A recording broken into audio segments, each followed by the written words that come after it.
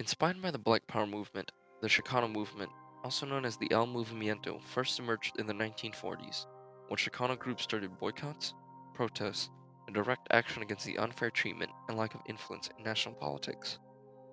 The main goals of the movement were for the restoration of land, proper rights for all farm workers, and education reforms for Latinos.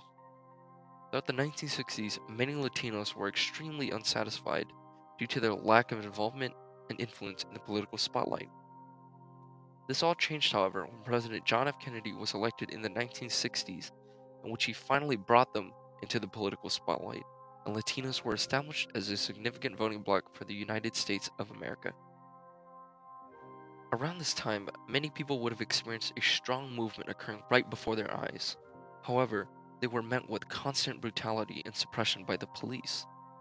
Over several decades, the Chicano movement became stronger and eventually created a community which helped protest against this unfair treatment. Unfortunately, in the 1980s, attacks escalated as police repression increased.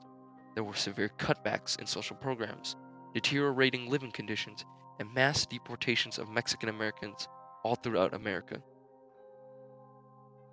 When President Ronald Reagan came into power in the 1980s, many of these social programs that were set up in the 1960s were dismantled. Tragically, Chicano lands were being overtaken by nuclear waste companies and became their own personal dumping grounds. The problems faced by Chicano Americans decades ago are still problems many of them face today, as poverty and mass deportations continue to occur.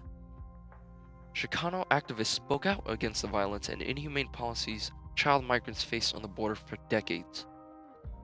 In 1981, Herman Baca organized a call from the Chicano community for the end of the Immigration and Naturalization Service, the INS. The INS was responsible for the inhumane treatment migrants faced when crossing the border into the United States. The Immigration and Customs Enforcement, also known as ICE, and the INS have been and continue to be two major forces that continue to treat migrants inhumanely, placing them into unsanitary conditions in detention centers. Yet, despite all the poor and brutal treatments that the Chicano community may have faced in the past, the community did end up succeeding in many areas in society. One of the long-term successes of this historical movement was the bilingual and bicultural programs that were finally established and became prominent in more schools in America. These programs laid out a foundation for many future generations for Chicanos since it helped improve fluidity as well as more cultural involvement in America. This also helped many Chicano friends and families receive the proper education that they deserved, that of which was severely lacking throughout their life. Chicanos also got involved with teaching as more and more Chicano teachers were hired in schools, which helped spread the cultural importance of their ethnic heritage. Another important long-term goal that succeeded from this movement was that it majorly helped the conditions for migrant workers, who previously struggled with poor and unfair conditions. Many of these migrant workers and their families lacked many educational opportunities and barely lived through their terrible housing and living conditions. Several of these families were extremely frustrated with these conditions and poor treatment, and rightfully so, and thus attempted to protest for their fair rights.